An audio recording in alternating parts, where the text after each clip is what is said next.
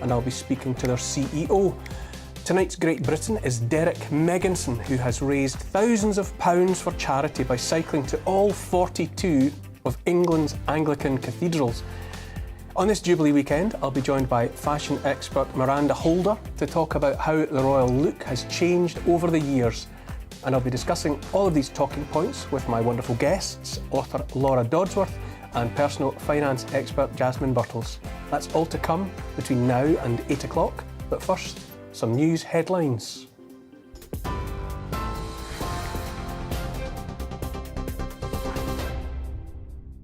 Thanks, Neil. Good afternoon. I'm Bethany Elsey in the GB newsroom.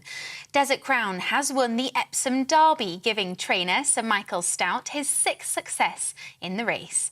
Before the event, police had to remove activists from the group Animal Rebellion after they ran onto the track.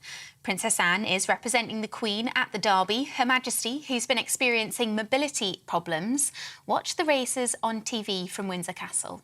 On a visit to a youth project in East London to celebrate the Jubilee, Labour leader Sir Keir Starmer praised the Queen's dedication to public service.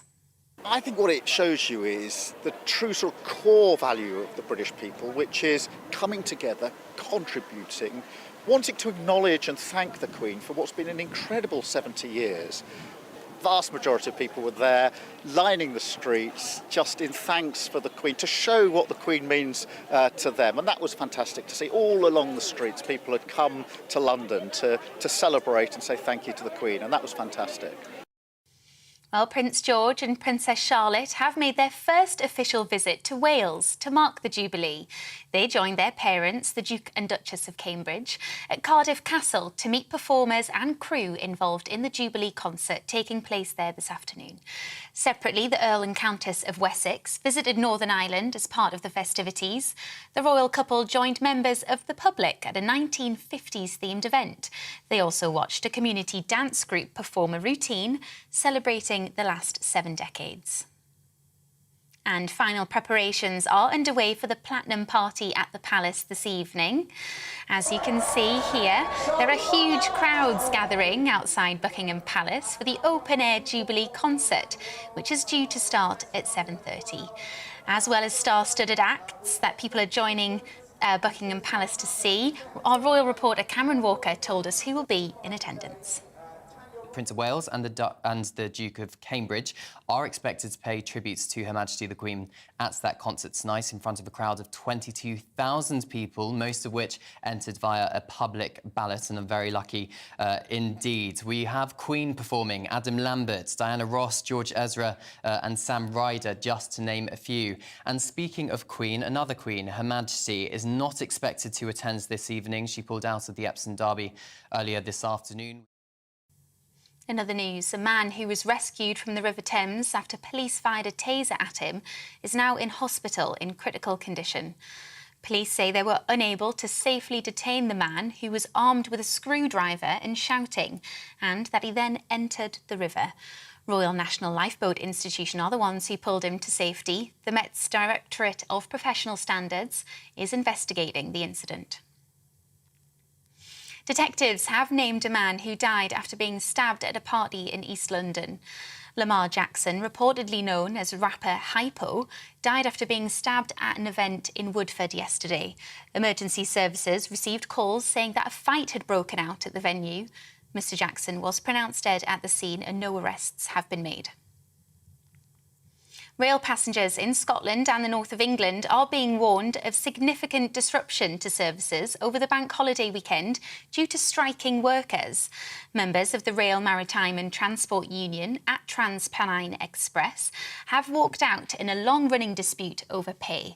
The company is advising people not to travel today or tomorrow, with very limited services in place. Anyone heading to Jubilee celebrations is urged to seek alternative transport. And the royal family has wished the Duke and Duchess of Sussex's daughter Lilibet a happy birthday as she turns 1 today. The couple's second child was named in honour of the Queen, who was given the nickname by her grandfather, King George V, when he was a child. Harry and Meghan are back in the UK for the Jubilee. So far, neither Lilibet nor her older brother Archie have been seen in public at any of the Jubilee celebrations. on TV, online and DAB+ radio. This is GB News. Now, let's get back to Neil.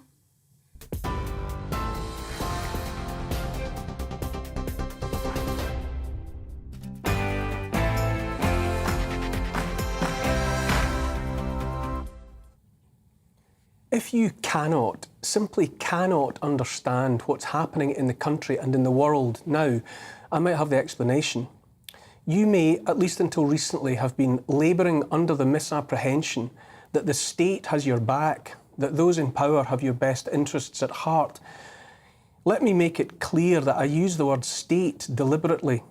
These words are not directed solely at the government or even just Parliament, but at the whole edifice of those in positions of power, elected and not. If, like me, you no longer believe the state has your back, it's at least likely that you know, indeed are surrounded by many that still do. You or those around you may still believe that decisions are being taken, plans set in place by those at the top of the food chain with a view to securing and perpetuating the world your ancestors worked for, in some cases gave their lives for. You or they may have thought that the indigenous culture of these islands, nurtured for 1,000 years, was still held dear by those occupying positions of power and responsibility. But no, as far as I'm concerned, that's no longer the case, and hasn't been the case for a good long while. Understand and accept this much at least, and the otherwise bewildering sense of confusion goes away at once. It's such a relief.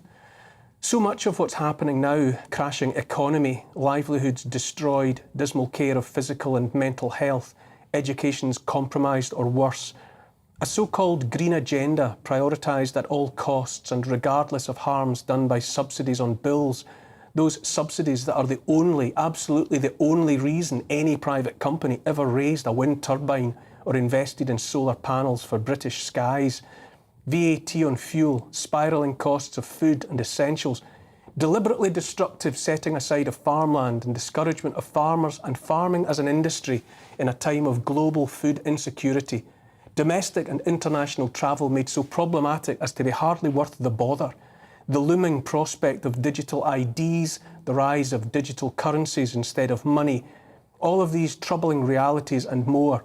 All of it makes sense once you apply the keep it simple principle. What we're witnessing is no longer a state working to serve us and to protect our shared heritage, institutions, culture and way of life. Rather, we're watching their deliberate destruction and dismantling, ready for replacement with something else. Many of those in place in our institutions, in government, in Parliament, civil service, academia, even the church, evidently loathe this country. It's that simple.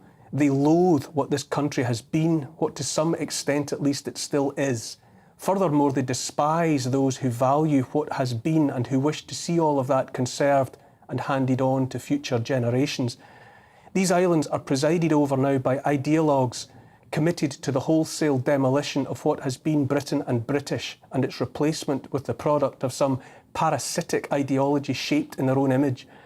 In times such as these, there's often an appetite for and calls for revolution. I would advise against such means. Revolutions are for the birds, always a disaster in the end. Revolutions devour their children, as a wise man said. The preferable solution is to maintain all that is good, all that has served us well. Maintain the foundations of the old house and as much of the structure above as is still sound. Root out the rot and treat the woodworm, repair and replace what's broken, but keep as much as possible of what has stood the test of time, what has worked. The bitter irony is that it appears that a revolution is indeed being planned, in fact has been long in the planning and is now being rolled out. In the past, it was kings and nation-states that feared revolution by the common people, the slaves. Now it's the state itself that's fomenting revolution from within. The rot is at the core, at the heart. By contrast, it's the people, we the people, who want the country and the culture and the heritage saved, and who must therefore resist the state-sponsored revolution with all the strength we have. We're told by them that pain is coming and that the pain must be endured. Suddenly they're all saying it at once all over the world, yet another script parroted in unison like Build Back Better, only worse. But that pain is for us alone, we the proles. Those with the money and power will glide above it all in their private jets, leaving in their wake contrails of CO2 that might as well scribble on the sky the message, "Suck it up, peasants." They'll push burgers made of bugs at us while they sit down to Côte de Boeuf. We'll have real pain and they'll have champagne. We'll have nothing and they'll be happy. Or so they like to think. Again and again I turn to the keep it simple philosophy, what some call Occam's razor. If it seems to make no sense that 30 million petrol and diesel cars might be replaced with electric alternatives powered by a non-existent infrastructure, that's because the simpler explanation is that almost none of us are meant to have cars at all, electric or otherwise. If you wonder why in the US and here in Britain we're turning our backs on fracking and other sources of power under our feet and beneath our surrounding seas, it's because the intention is that we in the troublesome West should have much, much less energy available to us as ordinary people than before. The intention is not to go green. The intention is that we should go without. As part of the revolution, the state is laying plans to hinder any protest or dissent. The so-called online safety bill is nothing less than a whole new way to ensure the censorship and silencing of any who would challenge the hobbling of our rights and freedoms, our herding like cattle towards a digital slavery in which our every financial transaction, every communication, every movement, every meeting, every word might be monitored in real time and also judged against a code of behaviour drafted by people we do not see and cannot know. We stand to be judged against standards set to curtail every aspect of our being, and whenever it suits the state, we'll be found wanting and punished as a consequence. This is the weekend of the Platinum Jubilee. Jubilee is a word with an interesting backstory. It has deep roots in the Hebrew word jobel, which is a ram, or more specifically a trumpet made from a ram's horn. In ancient times, thousands of years ago, the jobel was sounded to announce the Year of Atonement, a regular event when all debts were written off, unconditionally and completely, thus freeing those who had been enslaved to rich people because they owed them money. US economist Michael Hudson has written that as long ago as the time of the Assyrians, 4,000 years ago, it was understood that economies always became unstable and ultimately collapsed when too many people simply could not settle their debts to the rich and through no fault of their own. The solution, understood and applied for thousands of years, was that periodically all debts had to be cancelled. This was a jubilee. Jesus Christ understood the need to write off debt to save society. The older Greek version of the Lord's Prayer says, "Forgive us our debts as we forgive our debtors." Only much later, when the church had made it a matter of craven morality to repay every debt, were the words debts and debtors replaced with trespasses and trespassers. By then, the church was in cahoots with the rich. In his first sermon in the synagogue, Jesus told the congregation he had come to bring a clean slate debt cancellation, what he called the year of the Lord.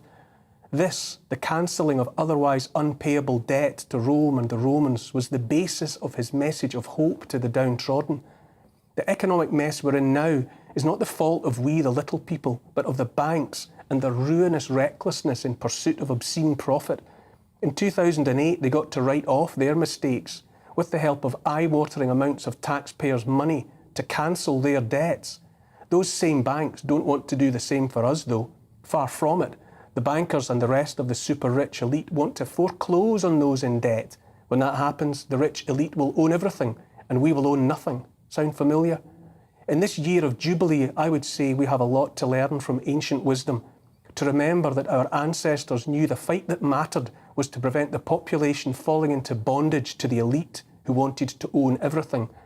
I very much doubt that a Jubilee for the people, an unconditional cancelling of all debt, is quite the great reset those of the elite have in mind. They need us to owe them so that they own us.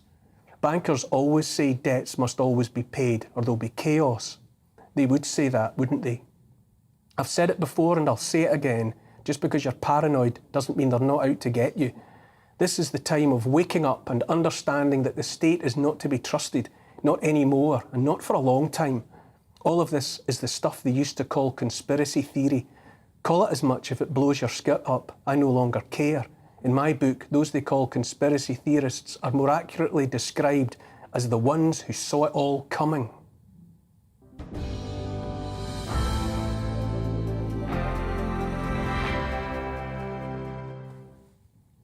All of that's my opinion, of course, and you're free to disagree. Keep your tweets and emails coming all through the show. You can email gbviews at gbnews.uk or tweet at gbnews. And I will try to get to some of your comments later in the show. It's all just a matter of time. I'm delighted to be joined tonight by author Laura Dodsworth and personal finance expert Jasmine Birtles, both familiar faces. Thank you for being here tonight with me. Laura, come to you first. Do you have continued faith in the state to have our interests at heart? Well, that was quite a mind-blowing monologue. I'm somewhat speechless. It was very wide-ranging. And also, it was quite dark. It was quite gloomy. And, you know, I can't let myself go there. I can't let myself be sucked into that darkness, Neil, because I understand a lot of the points you made, but the thing is, always has to be hope, and there has to be hope in people. You made a point about, I think, self-hatred in the nation, and it's something that I really rail against, you know, as a nation. And, you know, generally in the West, there's a lot of self-flagellation and a lot of self-hatred. And, you know, we really should be a lot more proud of ourselves and our countries and more patriotic. Absolutely. So when you talk about the state, the state is also comprised of lots of different people. And within that, there are some people who are really doing good. There might also be some useful idiots. And then there also might be some people who are driven by, you know, vested interests. Do I trust the state? I've got really mixed feelings on it. I would, wouldn't I, after my book? I have mixed feelings, but I like you, I share concerns about the direction of travel. You made a really good point about how we'll be eating bug burgers while the elites are eating Côte de Boeuf. Well, there was actually a news story this week about how insect-based food will be trialled in schools in Wales.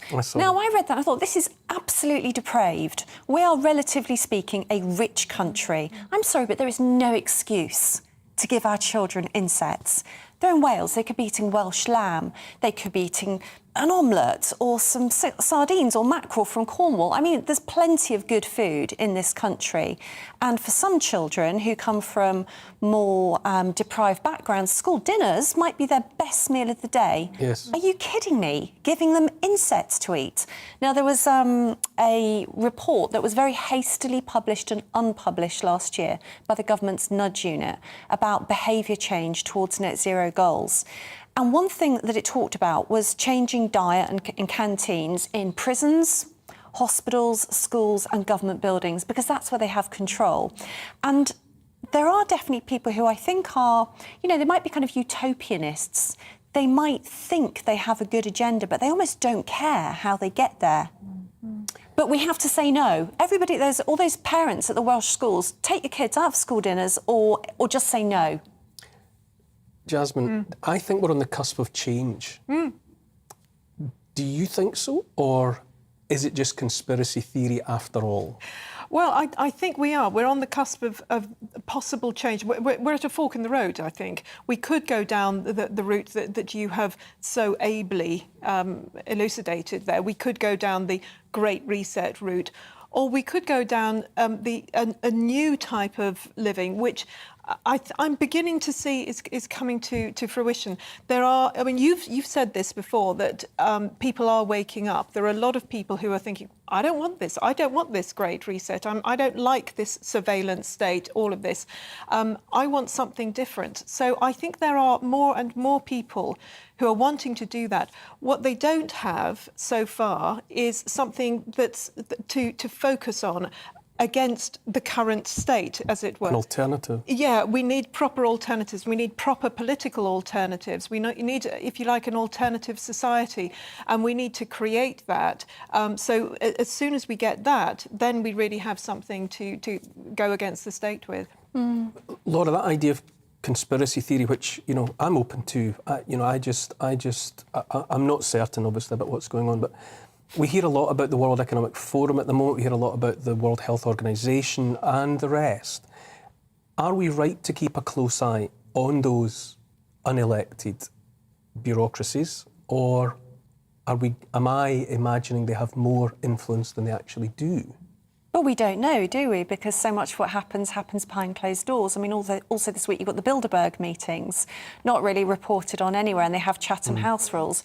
When the leaders of corporations and governments, I mean, there are some British MPs there. I think there's Michael Gove and David Lammy, amongst others. We don't know what they're talking about. Is that right? I don't think that's... I'd rather that there's more transparency. Is that right, Jasmine? Is there a place for secretive meetings by our heads of state? Or if we know that the Bilderberg group is meeting, ought we to know what they're talking about? Well, I think with that one we should. It is quite interesting with the World Economic Forum that they're actually largely quite out there. They're saying, yes, we're going to have chips in people's hands, isn't it marvellous? We're going to do all of this sort of thing. And at least we get a bit of warning about this. Yeah, I would like to know definitely what the Bilderberg meetings are about. I think we should know, because this is going to determine our own lives going forward. Laura, author of State of Fear, is drip feeding us so much in a certain amount of information? The Bilderberg group is meeting, but we don't know what they're talking about. The WEF apparently having this kind of Blofeld Bond villain style influence over everyone. Is it in the state's interests to keep us guessing and to wonder? Is this part of the nudge that we're encouraged to think, or neither to know or not know what these groups are all about? I don't think they're deliberately keeping us guessing to keep us in a state of anxiety. I'm not sure that it's that. I'm going to go back to my insect example. So one of the classic nudge strategies is a foot in the door. So the behavioural scientists will get you used to something that seems quite unfathomable and unpalatable to begin with, but they get used to it bit by bit. So, these insect burgers at school, this isn't so much a foot in the door as a mandible in the door. They're not going to be forcing insects down children's throats. Maybe they'll have a choice of an insect-based burger plus a plant-based meal. Lucky kids, yum yum. No one's forcing them, and so they do that through a school building, which they have some kind of control over, because they're kind of constantly trial things, but they have an end in mind. And the whole point of nudge isn't simply anymore like the old innocuous innocent days to give you choice architecture. It's just the first step. It's the first step of an inevitable destination they're taking you to. What's that destination? Well, with the insect burgers, it's to force people into compliance with net zero goals, which we, as a population, have never really voted on or bought into. And as far as I'm concerned, if you look into it even slightly, it falls down like a tissue of whoppers, to be quite honest. We'll have to move on, though. After the break, I'll be discussing the World Health Organization Pandemic Treaty with Dutch MP Simone Kersboom.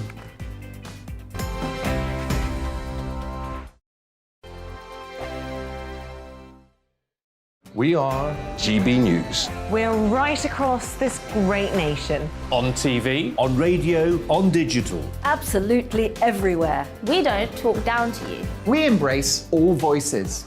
With honest and civilised conversation. We're not part of the establishment. We're one of you. And we're only getting started. Join us on GB News, the People's Channel. Britain's news channel. Every morning from 6 o'clock, we'll wake you up with GB News Breakfast with all the stories you didn't know from the night before. So whether it's serious news, entertainment, or your own views from all over our great nation, we're here to kick off your day with a smile. And the national media should be reflecting and reporting what's happening here. You will notice the northwestern accents. Whether you're with us on TV, radio, or online, every morning, it's breakfast from 6 a.m. Hope you can join us. Join us for Ministry of Offence, the comedy panel show that's just like the news, in that the left fights the right and it doesn't really seem to matter who wins. We cover the big stories. It was in fact a troop of baboons and not angry vegans. I like that. And the really important stories. Fat naked cow gets stuck in swimming pool. It's a headline in a lot of local newspapers. Yeah. We're on the same team, Nick. Yeah, but I'm just helping you. Join us for Ministry of Offence, Saturday nights, 8 o'clock on GB News.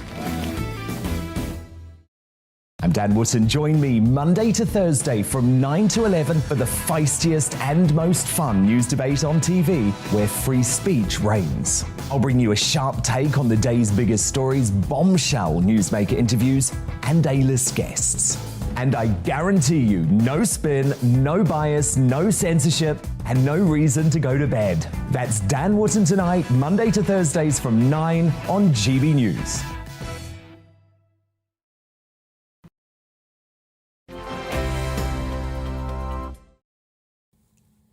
Welcome back. You've already been getting in touch about my opening monologue.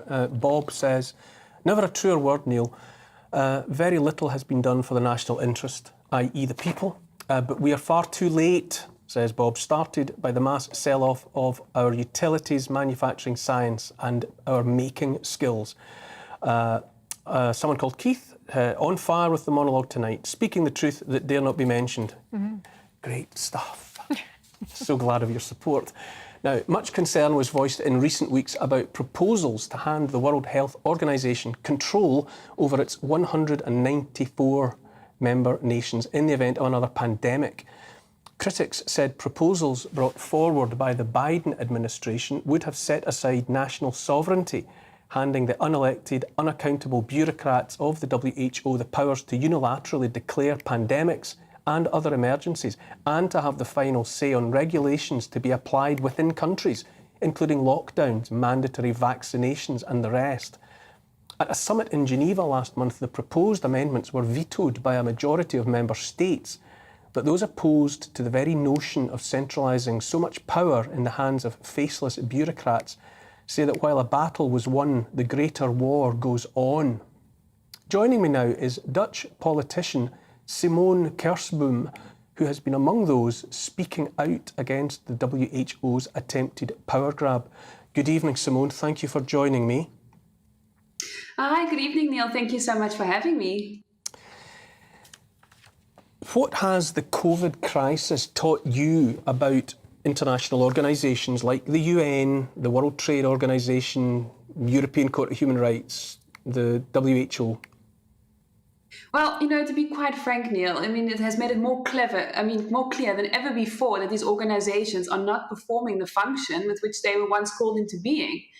They have proven to be useless in every respect. If you look at the UN, it was intended to create world peace and it made no attempt to stop war. The World Trade Organization, meant to promote trade, failed to protect that world trade. And we're now seeing massive shortages of food and goods. The European Court of Human Rights utterly failed to protect human rights when governments across Europe were imposing measures inspired by the Chinese Communist Party on their citizens. And let's face it, the World Health Organization encouraged lockdowns, which have proven to be more damaging to human health than a COVID virus could ever be. So in short, they have proven to be useless. It's a damning critique that you offer there. You've also pointed out, I've seen you speaking online and elsewhere, you've pointed out that such bureaucratic bodies are undemocratic. Yeah. If so, how do we, the demos, the people, reclaim our power? Well, I find that quite a tough one, Neil, and I'm also quite pessimistic about that because, obviously the most direct way would be for citizens to directly force their governments to withdraw from these organizations, whether that's through elections or through referendum.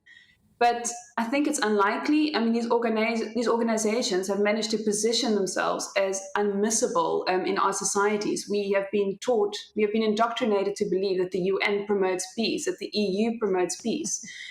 But they haven't, and I also have my concerns about whether it's even possible to awaken enough citizens, and especially in the Western world, to understand the power play that is happening at the moment.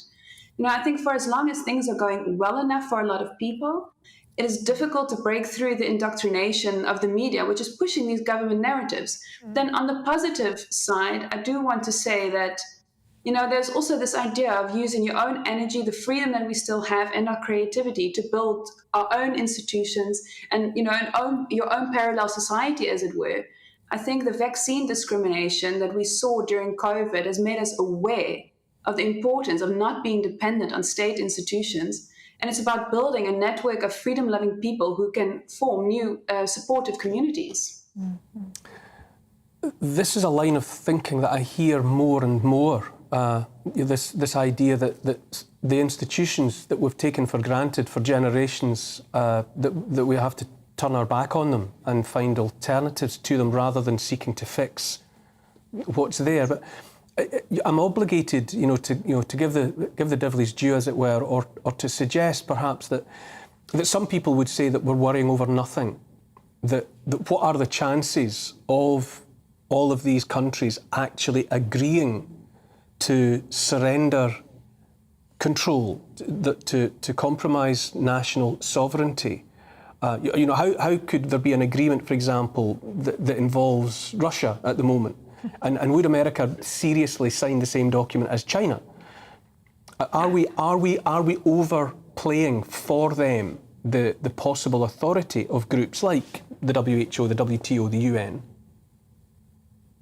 Now, the problem is we're already seeing it in action at the moment, and whether it's China who's using its influence through the UN, through the World Health Organization, you know, especially the year that America stepped back, we saw that massively expand.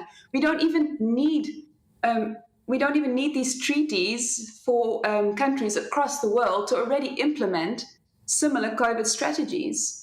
It's not even necessary. We simply just need those organizations saying, this is what you need to do, and everybody obeys. And what we've seen with the Chinese-style lockdowns is that Western governments have decided that, this is sort of quasi-totalitarianism.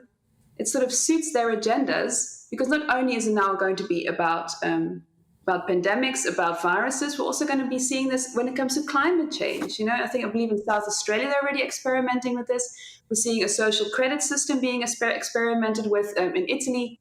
We don't need these treaties. It's already happening. The treaties are just a formal way to say, well, you're doing this, but it's already happening in practice.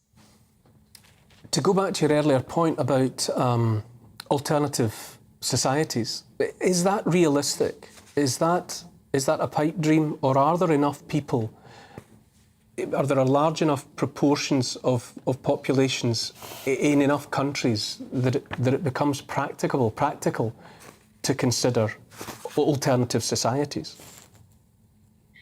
I think the problem is that you have to look at country per country about what is possible. Parallel societies already exist, for example, in South Africa, where, you know, Afrikaans communities have completely isolated themselves in villages, but on the other hand are also using institutions by building their own entire network across the country when it comes to safety, when it comes to education and schooling, when it comes to labor unions. But basically they cover each and every aspect of society, so that they say they are no longer reliable on the state because it's not working for them anyway.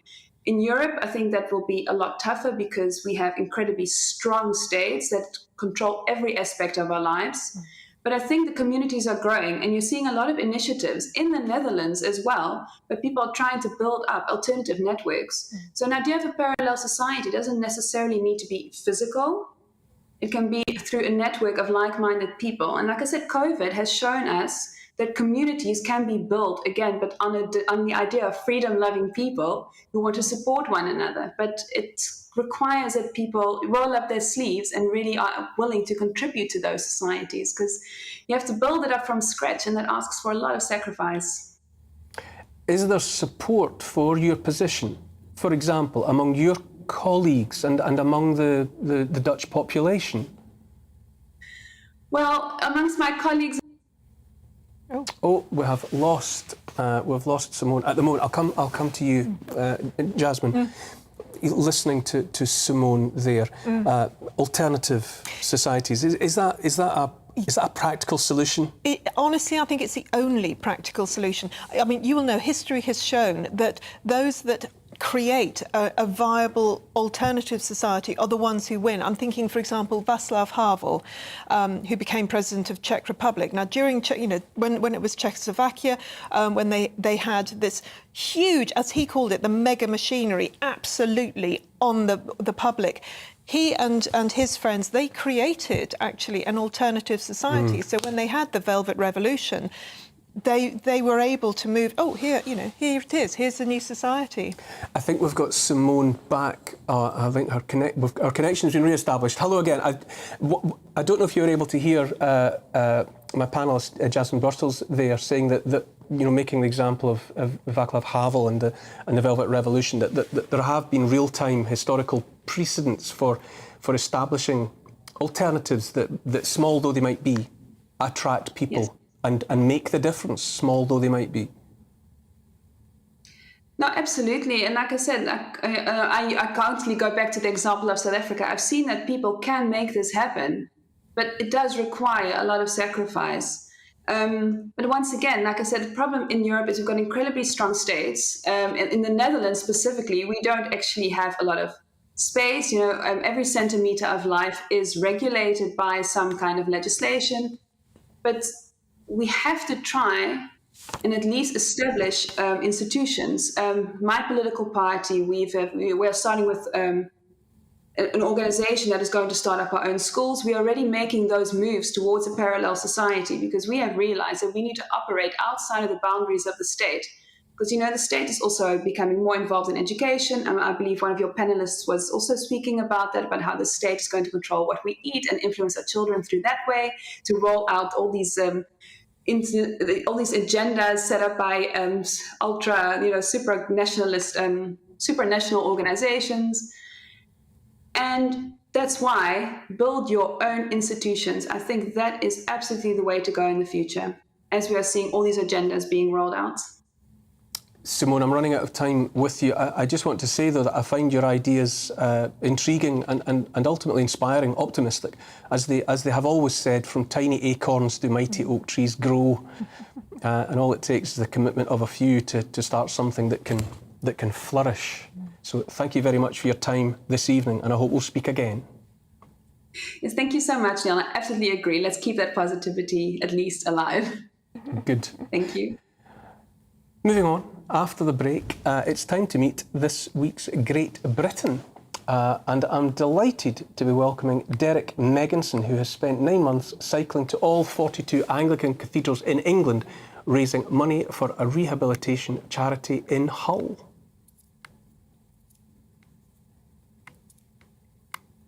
Oh, we have a slight technical complication there. To come back to you, Laura. Yes, on the World Health Organization. Do you mean? Let me hear your thoughts, having listened to our Dutch friend. I'd like to go back a step. I think people don't realise how much the World Health Organization has changed. The World Health Organization defines health as a state of physical, mental and social well-being, not merely the absence of disease or infirmity. But that is not how the World Health Organization has behaved throughout the management of the COVID pandemic. It's been fraught and beset with problems and mistakes, and has normalised the idea of lockdowns, which, especially in low-income countries, have increased debt and caused recession, increased child deaths, especially from causes of disease that were formerly priorities, like malaria. And the thing is that now, the second biggest funder to the World Health Organization is a private couple from the United States, whose interests are pharmaceuticals and software. And the way funding works in the World Health Organization is different now. It's, instead of going into core funding, it's more directed funding. So the funders, that's this couple, for instance, or could be states, get to direct how the funding is spent. So the whole organization has just changed enormously. A lot of people have been commenting on this, the pandemic treaty or accord. I've looked at it. It's in such public health legalese. To be honest, it's incredibly difficult to know what's going on. But essentially, I think we can all agree that the World Health Organization flip-flopped on huge policies such as masks and lockdowns, gave the most limp-wristed and neutered investigation of the lab leak you could imagine, and has praised China for lockdowns.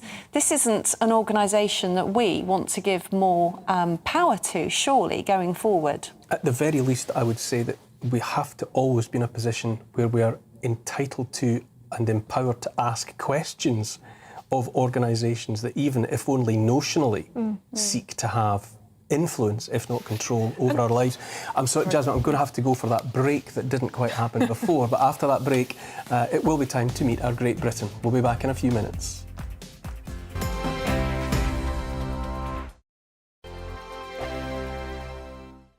We are GB News. We're right across this great nation. On TV, on radio, on digital. Absolutely everywhere. We don't talk down to you. We embrace all voices.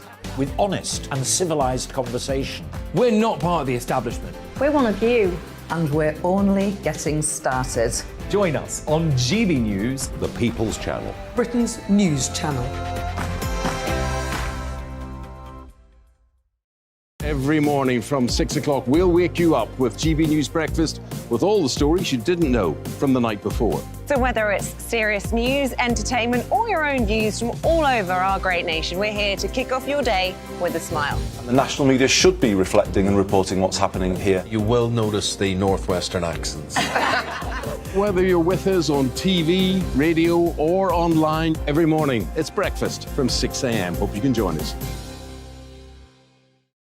Join us for Ministry of Offence, the comedy panel show that's just like the news, in that the left fights the right and it doesn't really seem to matter who wins. We cover the big stories. It was in fact a troop of baboons and not angry vegans. I like that. And the really important stories. Fat naked cow gets stuck in swimming pool. It's a headline in a lot of local newspapers. Yeah. We're on the same team, Nick. Yeah, but I'm just helping you. Join us for Ministry of Offence, Saturday nights, 8 o'clock on GB News. I'm Dan Wootton. Join me Monday to Thursday from 9 to 11 for the feistiest and most fun news debate on TV, where free speech reigns. I'll bring you a sharp take on the day's biggest stories, bombshell newsmaker interviews, and A-list guests. And I guarantee you, no spin, no bias, no censorship, and no reason to go to bed. That's Dan Wootton tonight, Monday to Thursdays from 9 on GB News.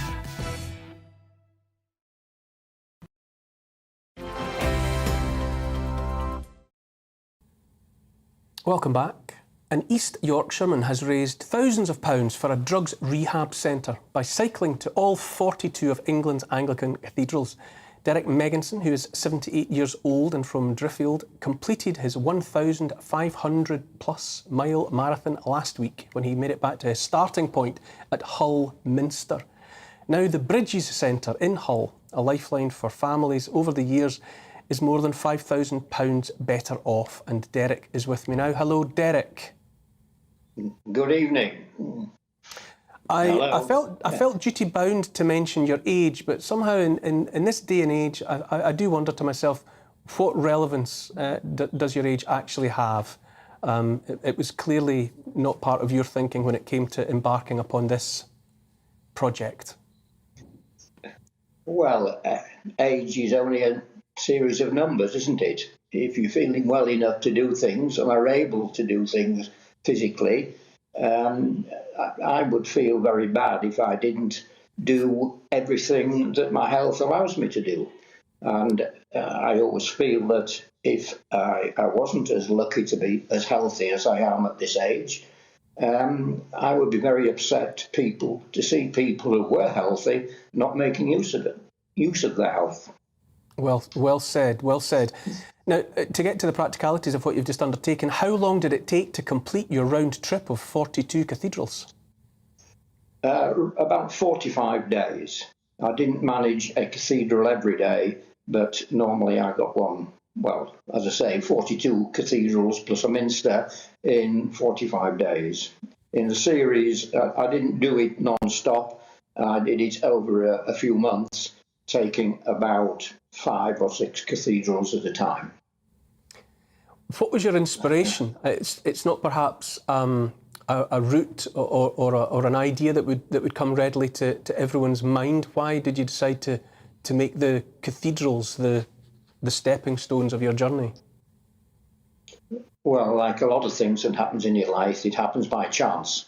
And last year, I was trying to retire. And so I wanted to get out of the way, away from the business. So I set off to cycle from Land's End to John O'Groats. And I completed that in August, I think. And then I decided I would do a west to east from Workington to Tynemouth. And I no sooner completed that than, quite by chance, a friend mentioned about people who were doing this cycling around Britain, visiting cathedrals. And I thought, oh, sounds a good idea. So without any further thought, I set off. And it was some time after I'd set off, a month or 6 weeks after, and I'd only done about 12 at that time. I was at a function to raise money for this Bridges charity. And someone was asking me what I was doing, and when I said what my latest foolish project was, they said, well, why don't you try and raise some money for the bridges to get some sponsorship for it? And I was so impressed by the people who had come through the process at the bridges and what the bridges is doing for these people that I readily agreed. And so that meant I had to complete the 42. Yeah, you were committed at that point. Tell me about the bridges. Tell me about the bridges. What is the work, and what was it specifically that so impressed you that you were persuaded to make their needs the focus of your run? Well, it's a locally run organisation. As I'm not an expert on the bridges itself, but as I understand it, it's an offshoot of the Forward Trust, and it does get some government funding, but it relies heavily on voluntary donations and contributions. And in Hull, they have a fantastic establishment and very, very good trainers, and they have a very good record of success of the people who, the ex-offenders and addicts who join this scheme. They have a very successful success rate. And hearing the people who have been through the process, hearing them speak and explain what it has meant to their lives, it's very, very humbling. And it made me very well aware how lucky I am, and many of us are, and that I wanted to do something to help continue the work that they do. I suppose as so helpfully comes along sometimes in a life, it's you'd be committing yourself to something arduous in the form of that cycle trip, but when you consider the challenges that, for example, the people that you encountered at the bridges, when you see what their lives are like, it fairly sets into a useful context whatever struggles we think we're going through in our own lives. It certainly does, and it makes us realise how lucky we are. We can always find something to complain about, but you don't have to look very far to see that people aren't as fortunate as we are. And on the run, 42 Anglican cathedrals. Did you have favourites among them? Did you have particular encounters along the way that were memorable? This is the inevitable question everybody asks me, and the answer I give is the most impressive is the one I've just been in, because you think this must be the best until you go to the next one, and likewise all the way through. So I haven't. I think it would be unfair to say I've got a favourite. There are certainly amazing things in every cathedral. Each has its own special feature. I've got a particular affection for cathedrals, Anglican or otherwise, and for example, Durham Cathedral is a favourite of mine. And I think what impresses me is that we are creatures of the 21st century, and we're accustomed to great buildings, hundreds of stories high, the Shard and whatever, and yet you walk into these buildings that were built 1,000 years ago, and they still have the power to do what they were designed to do all the way back then, which is to put you in your place and make you feel small. And the cathedral architecture still has the power to deliver on that score. I think you've summed that up very, very well. It is awe-inspiring to see the older cathedrals, the likes of Durham, built when it was without the facilities we now take for granted. And it's a magnificent building, but B, as you say, it also inspires, which is exactly what its function was when it was built. And do you have quite a few more? Sorry. I get no sense that you're going to stop pedalling anytime soon. Do you have any further trips planned? And if so, what? No, I haven't any plans at the moment. I'm going to do a bit of driving instead. I'm going to volunteer as a NHS Yorkshire Ambulance Service volunteer patient transfer service. You just never stop, Derek, do you? I'll tell you though, this is a segment that we call the Great Britain. It's always intended to make people aware of those among us who might not have the spotlight turned upon them, who are making a positive contribution. And I think what you've just described tonight, that the time that you've put in, giving of yourself, giving of your effort, and raising those thousands of pounds for such a worthy cause, you definitely qualify for a place amongst our Great Britain. So Derek Megginson, thank you very much for joining me tonight. It's been a pleasure to spend some time with you.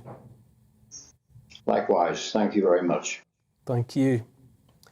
They're always uplifting, these stories, I find. Yeah. You know, we get so immersed in the the big stories, whatever, the World Health Organization or the pandemic treaty or whatever, and you get put in your place again, much like a cathedral is supposed to do. Because this is real. This is real life, and there are, as you say, there are people doing this, and thank goodness Derek is making use of all his talents, because there are so many people, I think, who don't think they've got anything to give, but everybody does, and Derek shows it. And the way in which you're reminded of the many ways in which we can make use of the landscape, the country that we live in. Yeah. You know, he found a motivation in seeking out and touching base with the 42 Anglican cathedrals, and there are journeys that you can create for yourself that have meaning. I like it. It's a pilgrimage with a twist, isn't it? So it's a tale as old as time, going on a pilgrimage, but instead of doing that A to B route, he's taken where he is the central point, and he said he was doing these little mini excursions to constellations of cathedrals, and of course the end result is the correct one for the pilgrimage. It's that point of charity and faith. He's giving to a drug addiction charity. It's lovely. And the other thing that strikes me about it is, you always do, don't you? You age check people inevitably. It's a sort of feature of journalism to say so and so age. Yeah. And so I mentioned the fact that he was 78 years old, but it is an irrelevance in that context, isn't it? When you see someone like him, yes. what difference does it make whether he's 38 or 78? Oh, absolutely. It really doesn't. And I'm glad that gradually we kind of are pulling ourselves away from the whole age thing, because it really isn't relevant. Other than as you said, he's really doing something and doing something good. Whereas quite a few people might start believing, oh, I'm this number, therefore I can't do this or I mustn't do that. No, absolutely not. Yeah. I think I'm going to stop mentioning people's age unless they bring it up themselves. I think I might decide that it's not relevant unless they make it so. After the break, international disaster relief charity Shelterbox has issued a harrowing warning about the likely impact of storms in the coming years. I'll be joined by their Chief Executive Officer to discuss it.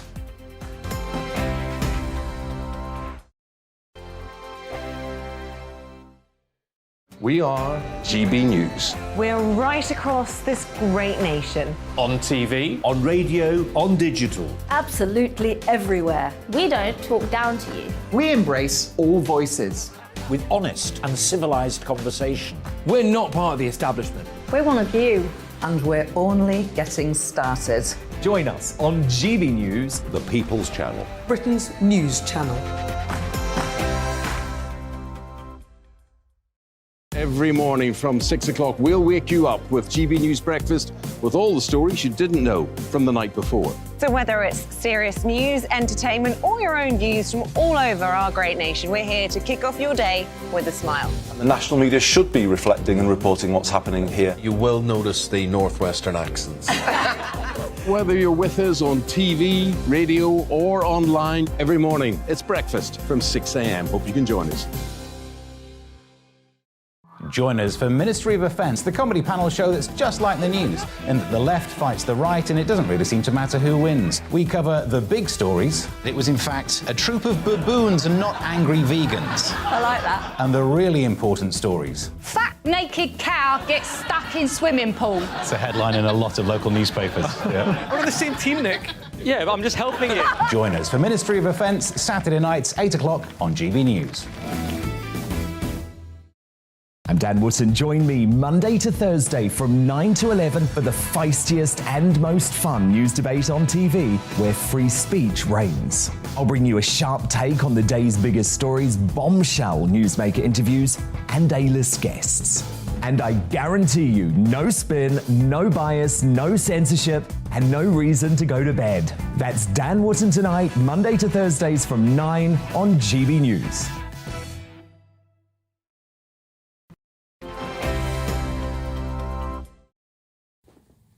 Welcome back. A Cornwall-based charity is warning that hundreds of millions of people will be displaced by storms during the next 20 years. Shelterbox, set up 20 years ago to provide emergency shelter for those made homeless by extreme weather events, are making the prediction in advance of the Atlantic hurricane season. The campaigners say increasingly intense storms are making it harder to live in many parts of the world. On average, they say, over the last 5 years, more than 11 million people were displaced by storms every year. Joining me now is Shelterbox CEO Sanj Srikanthan. Sanj, hello. Thanks very much for joining me. Hello. Now, the scale of the challenge described, it's surely daunting for any one charity. What is your objective when you hear about a weather event somewhere in the world? What do you do? Well, it is a huge crisis and it can seem daunting, but Shelterbox was set up to provide shelter after disaster. So this is a reason to exist. What is really scary is that storms are becoming more frequent, more severe and more unpredictable, and they happen with greater severity and short notice. So it does keep us on our toes. It also makes us make tough choices about where we're going to be, because we can't be everywhere. And thankfully, we have great partners around the world, many local organizations. They're at the front lines of responding to ever more frequent storms. Now, cyclones no longer cause the death tolls they used to. I'm thinking about, the cyclone in Bangladesh in 1970 that killed 300,000 people, an approximation actually of the death toll. And then a cyclone of a similar scale, also in Bangladesh in 2020, and the death toll was quoted at just over 100. So there's been a big difference in terms of infrastructure and technology and prediction and being able to help people in advance. So is displacement and coping with damage the major challenge now, rather than contemplating loss of life on a apocalyptic scale? Yeah, I think displacement has become almost a fact of life with now climate-induced weather changes. Over 100 million people have been displaced for a mixture of reasons, from disaster to conflict. That is the first time in human history. And the reality is that these fatalities and displacements are occurring because it's not just about the cyclone. It's about what's happening before the cyclone. It's micro-crises. It's less rains, it's damage that's pre-existing from the last disaster that people haven't recovered from. So when the next disaster occurs, the next cyclone or storm comes, they have less means to cope and are more at risk of losing their lives. So they finally give up and they become displaced, homeless, and they move to where they think is safer. The problem is, and I think the world needs to understand it, there is nowhere safer, because anything around climate change will affect the whole globe. And so we have to address this head on. And displacement is only delaying the inevitable, that climate will catch up with you. Lots of our viewers and listeners will remember the storms that hit the north of England, in particular last winter, on a different scale, obviously, and storms of a different sort than you're describing. But how well prepared is the UK if there's going to be the increase in extreme weather that you're predicting? Well, that is a really good question, because climate change is going to impact even the UK. And as you say, we have already had severe storms, and those are likely to only become stronger and again, more unpredictable. Thankfully, I think housing in the UK is generally more resilient, but we've also seen that flooding is something that houses were not designed to withstand, few are, and that is increasingly a common phenomena with, it is the most common disaster phenomena that Shelterbox responds to, is flooding.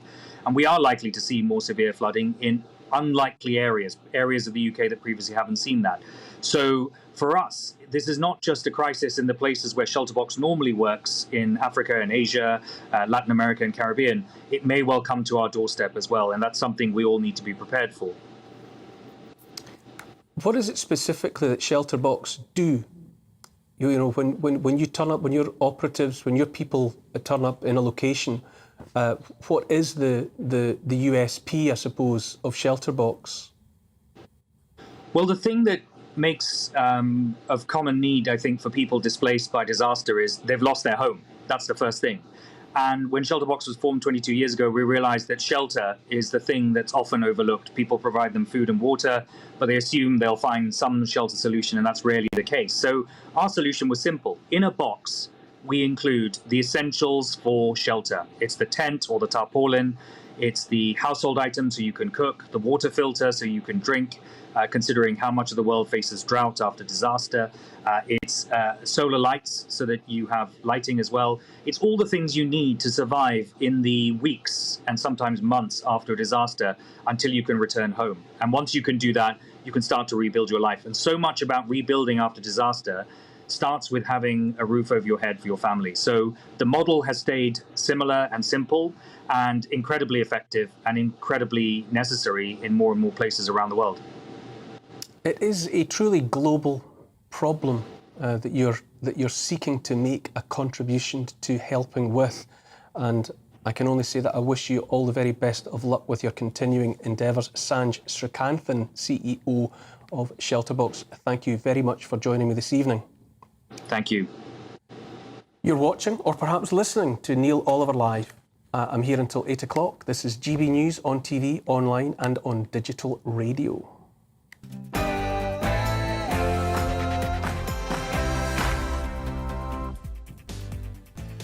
You're watching GB News. I am Neil Oliver. Coming up this hour, plant-based food sales are on the rise, but is a plant-based diet really good for us? I'll be discussing this with an expert on diet and nutrition. We'll discuss the history of Glastonbury, the music festival that is one of the most famous music festivals in the world, prepares to celebrate its 50th anniversary.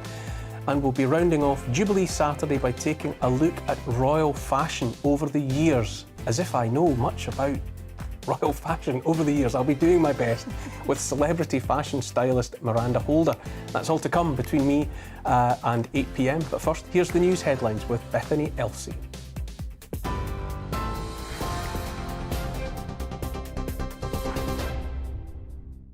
Thanks, Neil. I am Bethany Elsey in the GB newsroom. More than 30 members of the royal family are expected to gather at Buckingham Palace to watch the Jubilee concert this evening. But Prince Harry and Meghan, whose daughter Lilibet is celebrating her first birthday, won't be among those in the royal box. A spokesperson for the couple said they are spending the day privately. The Queen will also miss the event. Diana Ross, Queen and Duran Duran are among the acts set to perform in front of a crowd of 22,000. The Prince of Wales and the Duke of Cambridge will also take to the stage to pay public tribute to Her Majesty. And Desert Crown has won the Epsom Derby, giving trainer Sir Michael Stoute his 6th success at the race. Before the event, police had to remove activists from the group Animal Rebellion after they ran onto the track. Princess Anne is representing the Queen at the Derby. Her Majesty, who's been experiencing mobility problems, watched the races on TV from Windsor Castle. Earlier, Prince George and Princess Charlotte made their first official visit to Wales. They joined their parents, the Duke and Duchess of Cambridge, at Cardiff Castle to meet performers involved in the Jubilee concert taking place there. Separately, the Earl and Countess of Wessex visited a 1950s-themed event in Northern Ireland as part of the festivities. They also watched a community dance group perform a routine celebrating the last 7 decades. In other news, a man who was rescued from the River Thames after police fired a taser at him is now in hospital in critical condition.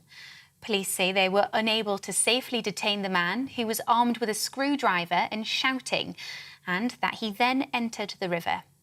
The Royal National Lifeboat Institution pulled him to safety, and the Met's Directorate of Professional Standards is investigating the incident.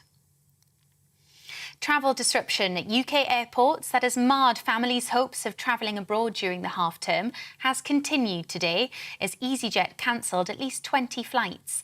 The budget airline also confirmed dozens of flights were delayed at London's Gatwick Airport. British Airways, Wizz Air and Vueling also had flights listed as cancelled or delayed from Gatwick. And continuing that theme, rail passengers in Scotland and the north of England are being warned of significant disruption to services over this bank holiday weekend due to striking workers. Members of the Rail, Maritime and Transport Union at Trans-Pennine Express have walked out in a long-running dispute over pay. The company is advising people not to travel today or tomorrow with a very limited service in place. On TV, online and DAB+ radio, this is GB News. Now let's get back to Neil.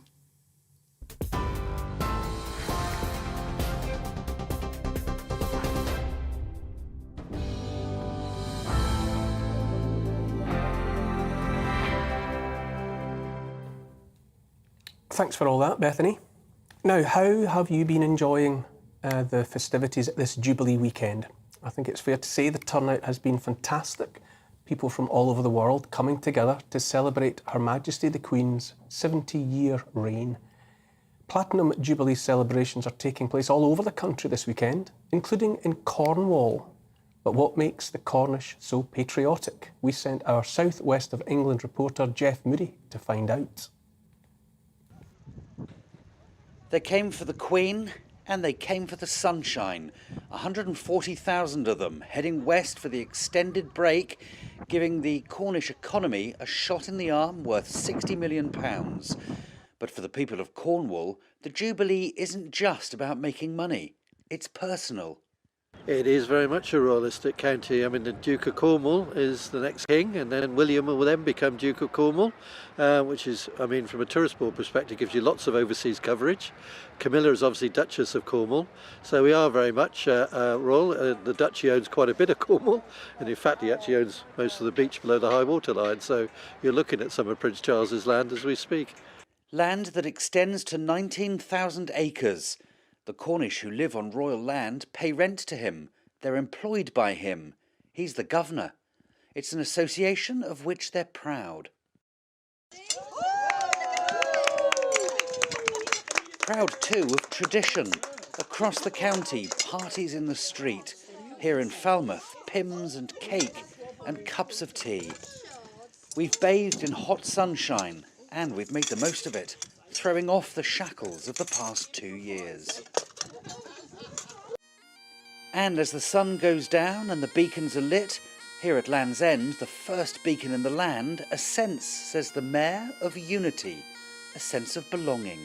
They're very passionate about Cornwall and believe it's a separate nation. So to them, you know, it should be like Wales and Scotland and Northern Ireland should be separate. So, and they're very proud of their Cornish roots. And that's the reason why the flames of that patriotism burn so brightly right across Cornwall and across the whole of the country too. I think it's because all those years ago when the Queen made that promise to serve her country all her life, and it's a rare thing nowadays for somebody to give their word and keep it, and that's very much a Cornish thing. Your word is your bond. If you say you'll do it, you do it, and I think that's why she gets so much respect in Cornwall. Respect for the job she's done and respect for the way she's done it. She's a very nice person. Hard-working, and she's very nice, and she likes helping other people. And help us she has. The Jubilee may only last a few days, but its impact, the hope it's generated, the way it's allowed us to look to the future, will last a lot longer. Jeff Moody, GB News. Laura, does it surprise you to see people, you know, the images there of people having those traditional street parties and all the rest in Cornwall, but that was happening all over the country. Does it surprise you that we as a nation still respond in huge numbers to the Jubilee in that way? No, I think it's hard-baked into people to celebrate traditions and you know, pomp and pageantry. People really enjoy it. I have to admit, it's kind of passed me by. It's not really It's not really my thing. I've looked on this really extended bank holiday as a great opportunity to work. How boring. But, I mean, my mum lives in a village in Suffolk and they've had non-stop festivities and bunting, and my mum's got a special flag in the garden. I think, I think despite the fact that some political commentators were referring to the Union flags everywhere as looking fascist, that's completely out of touch with how people feel about it. I think it looks really glorious and festive, and no, I'm not surprised at all. What do you think, Jasmine? For me, it's how can you, cynicism, whatever, but how can you overlook the moment in history? Yes. Oh, very good point. And it is, I mean, yet another Jubilee, but, you know, a 70th Jubilee, that's huge. That's world-breaking. And I do know from friends in America, friends in Australia, they've been watching TV, they've been watching our celebrations. So it's something that's globally recognised.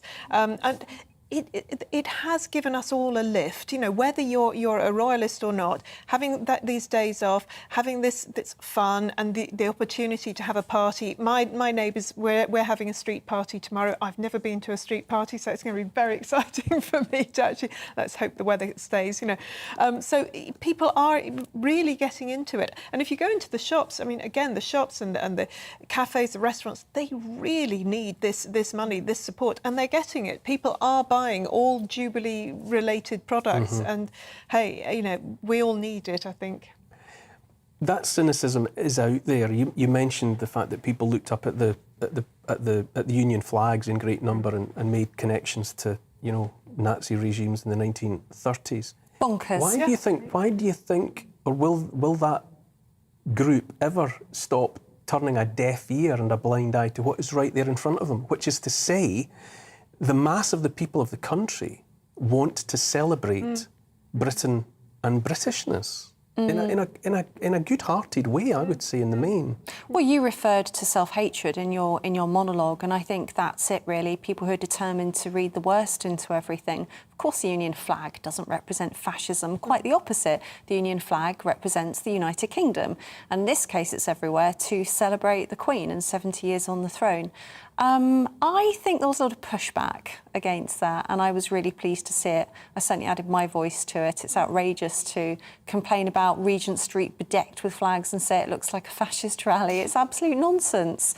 And, you know, when I see bunting in the streets near me, I don't think, oh, fascist ghetto, mustn't go in there. Not at all. I think it looks really lovely. Like I said, I've been working. That's a bit boring. I wish I was going to a street party. I'm looking forward to it. Yeah. Give me an invite later. Yeah, I will. Well, it's true, because there's a difference between patriotism and fascism. There really is. I mean, sometimes it overlaps, admittedly. But I think this is the problem that the Labour Party has had. And one of the big reasons why it lost in the North was because, as you've mentioned, the tone deafness of not realising that the vast majority of British people, and certainly huge swathes of the North, are intensely patriotic. They love the Queen, they love Britain, they love the Union Jack, and it has nothing. That's a natural response. That ought to be the way that you respond to the place that is the cradle of your life and of your family. Historian David Starkey, amongst others, has made the point as well that those countries that have constitutional monarchies, such as we do, have consistently been the most stable. It's a good point. In comparison to republics, France, whatever, that having a head of state in the form of a monarch seems to, well, for whatever reason, it seems to run alongside stability. Is that alone not a reason for maintaining a monarchy, regardless of the personalities involved? Well, it's a good point. You know, there are arguments pro and con keeping a monarchy. One thing that I hadn't thought of until speaking to friends of mine from other countries, and also speaking to my driver today, driving here. He's Hussein, he's Somali, he's lived here for 30 years, and he said, I want to keep the royal family. It's special, it makes us special. And I thought, yeah, it's a very good point. I hadn't thought about that at all, but this is somebody who was born in another country, and he absolutely identifies as British, and he sees the monarchy as just something that's a bit different, that sets us apart. Well, anything that protects us from President Tony Blair is also is an essential keeper, to be honest. Yes, indeed. I think the point's been made many times, but I think it's always worth repeating that it's that continuity. You know, a president, 2 terms or whatever, and then you move on to the next one. But how astonishing to have as the head of state someone who has seen all the prime ministers, the elected officials from Churchill through until now, and that wealth of experience and wisdom that has to be inside that head that has had those conversations with all of those intervening personalities. What better to have than a reservoir of that kind of experience? You do wonder, though, that how much of it is personality, because the Queen, as you say, she's been here for so long, she has ridden so many waves. And she, as those lovely children said, she's hardworking and also she seems to be kind. And people like her as a person. Now, when she goes, when we have a different personality, will we have that same love for it? I don't know. No. Do you think that there's a paradigm shift inevitable when another person is on that throne? I think there's a real bittersweetness about this Jubilee. I mean, the Queen's missed the Derby today. Is this unprecedented? I think so. She's missing the Jubilee concert tonight, so she has these mobility issues. And so while celebrating 70 years on the throne, we're just that little bit more acutely aware of her age and her successor. And I don't think people are as excited about Prince Charles inheriting the throne. That's, I suppose, a conversation for another day. At the moment, cynic though I often am about so many things, I honestly, hand on heart, believe and cannot overlook the pleasure I get from looking at people beaming with pleasure, at looking up at something as simple as the Union flag, or cutting a cake, or bunting, and people having a reason and a wholesome reason to come together after 2 years like we've just had, and just talk and have a glass of whatever and break bread together. That alone is justification for celebrating the Jubilee, I would say. Yeah. After the break, sales of plant-based foods are on the rise, but is a plant-based diet really good for us? Dietitian and nutritionist Helen Bond will be joining us to discuss this.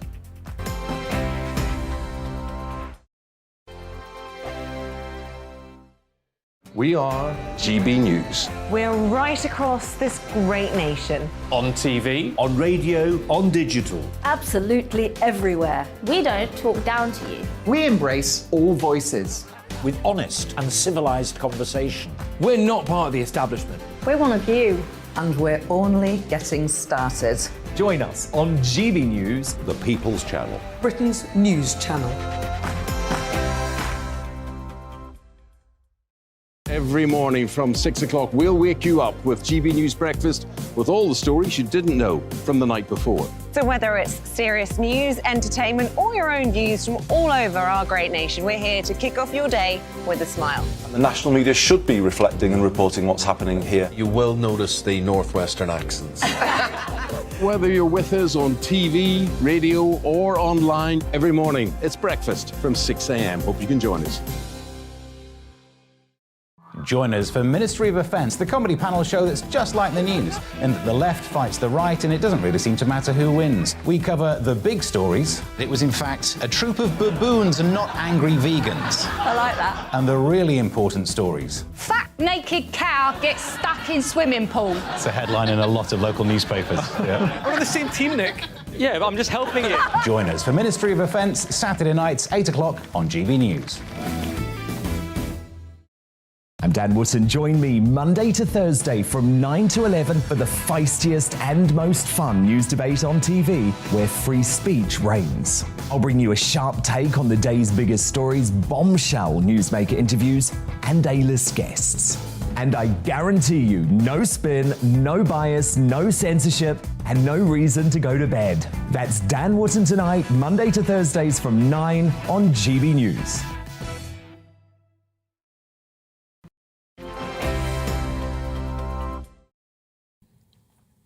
Welcome back to Neil Oliver Live. Plant-based foods are everywhere now, pushed at us as the best option for our health and for saving the planet. Meat is demonised as cruel. The animals reared to provide it are blamed for global warming. Increasingly, we're bombarded with the claim that all plant-based foods are healthier than all those derived from animals. A glance at the dizzying list of unfamiliar, unrecognisable indeed, ingredients in ultra-processed plant-based products is food for thought, at least. Joining me now to try and better understand what's really best for us and best for the planet is nutritionist and dietitian Helen Bond. Hello, Helen. Good evening. Thank you for making time for us, Helen. It's something we're bombarded with all the time. Tell us the truth. You're a dietitian, nutritionist. What is the truth about a plant-based diet such as we are offered via our supermarkets? Well, for me as a dietitian, plant-based eating is a way of eating that is great news because it follows healthy eating guidelines. It's not another fatty diet, it's not nonsense food rules, but actually it's following healthy eating guidelines which are good for our health and they're good for health for the planet too. What we like is plant foods are pretty much wholesome by nature. They're high in fibre, they're low in fat, they're low in salt and sugar, which is all good news. And we know that they're pretty much good for any part of our body, from our gut to our heart to also our brain. And they're linked with reducing many diseases, not least things like cancer, heart disease, and looking after our weight, which many of us are looking forward to in these summer months. But there also surely has to be a counter to that. I mean, a lot of the plant-based foods, so-called, that we see around us are mass-produced, ultra-processed, the product of factories which guzzle energy and give out all the negatives that all factories do. Are we being duped by the notion that just because it says plant-based on the label, that it's a good thing? Well, it was really interesting because actually there was some new research that was done by California Raisins, and they showed that 18% of Brits believe, that all vegan food is healthy. So there's this perceived health halo about the supermarket shelves, which are brimming with plant-based alternatives. But you've got to kind of look a bit further, because just because they're plant-based, it doesn't automatically mean they're better for you. Vegetarian sausages, vegan burgers, vegan cakes, biscuits, they can all be high in calories, fat, salts and sugar, which is not good news for our health. So it's important to look at food labels and apply the same principles, dive a little bit deeper, look and opt for those foods that have a little bit more ambers and greens and less of the reds, and use the nutritional information out there to compare products like for like, because sometimes they're higher in those fats and sugars than the actual regular ones. So it's important to be mindful of what you're actually eating. Just because you're following a vegan diet or a plant-based diet, it doesn't necessarily mean that you're actually following a healthier diet. What do you think about a diet that is, say, high in animal products, animal fats, fat itself, dairy? How do you rate that in terms of what it does for us and potentially what it does for the planet? Yeah, reducing animal-based products, and particularly meat, is really a core principle of a healthy, sustainable diet. But despite what you hear in the media and on social media pages, you do not need to be a vegan to follow a plant-based diet. There's no need to cut out meat and dairy unless you want to. They do provide a lot of beneficial nutrients, not least things like iron in a readily available source. Things like fish are rich in the plant-based omega-3s, which are quite hard to get from plant-based sources. B12, which is also unique to animal products, and iodine and selenium, and mention the others, and poorly planned plant-based diets can be just as detrimental to our health as having too much of these animal products in our diet. So I always say, try to champion plant-based foods. You make them the star of your dish, and make meat a little bit of the sideline. And if you are having meat, try to keep to the recommended portion sizes, which is about 70 grams, pretty much what a size of a pack of playing cards would be, just to cut down on your intake of red meat, because there are actual worries in terms of processed meat. We shouldn't be eating too much processed meat because of its links to bowel cancer. I have to say, when we were going through the list of topics tonight, this one drew particular attention from both of my panellists who are with me this evening. So, with your forbearance, I would like to open the floor to Laura and to Jasmine. Laura, I think you were particularly keen to take a stand on this. Yeah, well, that was also interesting because I think that, in a time where we're exhorted to follow the science, actually, I have looked into food quite a lot recently. It becomes this whole rabbit hole you can go down. Now, we have this saying, 5 a day. Now, it might surprise you to know That's about fruit and veg, isn't it? Fruit and veg, well, plant-based food. So 5 a day was first coined at a meeting of fruit and veg companies in California in 1991, and it was then trademarked by the American National Cancer Institute, but without any evidence. This may or may not surprise you, Neil and Jasmine, but there is no evidence for having 5 a day. Now, I'm going to blow your mind. If you compare 100 calories of chicken liver with 100 calories of apple, the chicken liver will beat the apple on every single nutrient that any list of RDAs can offer you, except for calcium, funny enough. The apple will beat the chicken liver on calcium. So I have to offer that back to Helen. How do you react to that information? I can see you shaking your head already. Take it away. I disagree. I mean, there's a wealth of evidence that's showing having more fruits and vegetables, perhaps even more than the 5 a day message. I mean, the 5 a day message actually came about from the World Health Organization that said we should be having 400 grams of fruits and vegetables every day.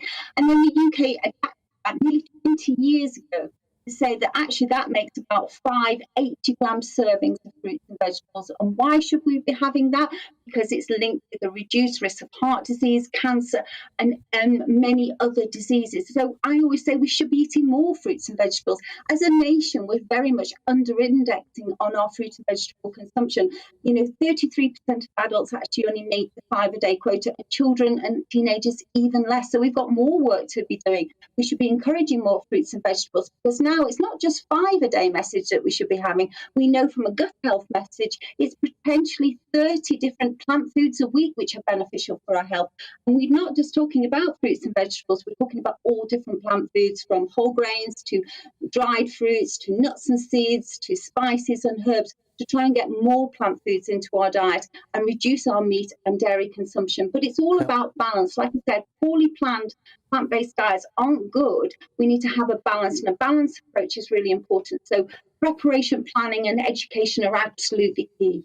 Helen, I have to say, Laura was wagging a finger at me and shaking her head while you were saying some of what you were saying. So once again, I'm going to offer this over to Laura. Well, I do want to say something in response to that, because those are more exhortations and recommendations. But if you look at the EPIC study in 2010, this was with 500,000 people in 23 countries in Europe over 8 years, and it didn't find correlation, let alone causation, between less than 5 a day and cancer. Actually, although we're told to eat standard proportions of fruit and veg, the evidence is very sparse on the ground. I'm not saying people shouldn't eat fruit and vegetables at all, but I think that the role of meat and animal products is quite often underplayed. And in fact, it's more nutritious.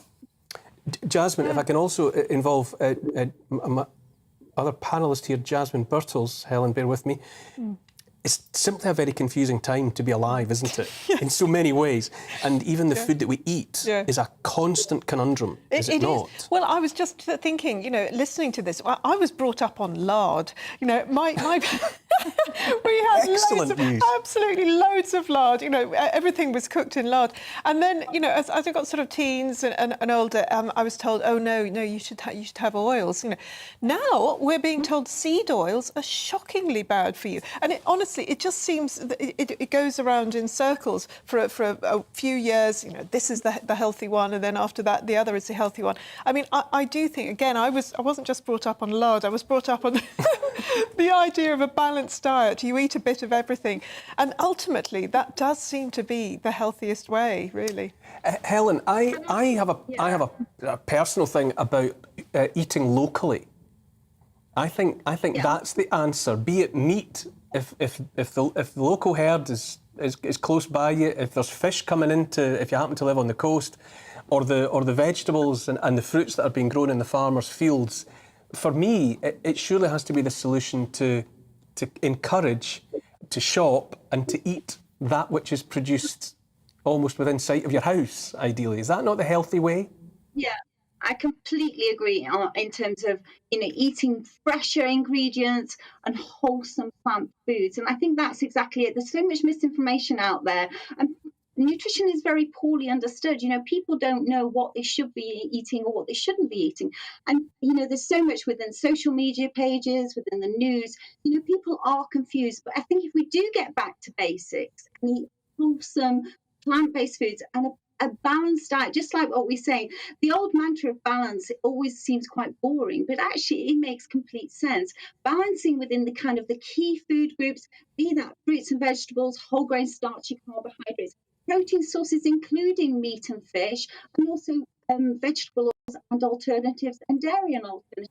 And eating in season, locally where possible. It is very much good for our health and also for the planet's health, and also for our pockets as well, which we need at the moment. It seems to me, Helen, that we've got a strange relationship with food, full stop. And it seems to have been that way for at least most of my lifetime. We seem to have gone from one set of instructions to another. This food good this year, then next year it's bad.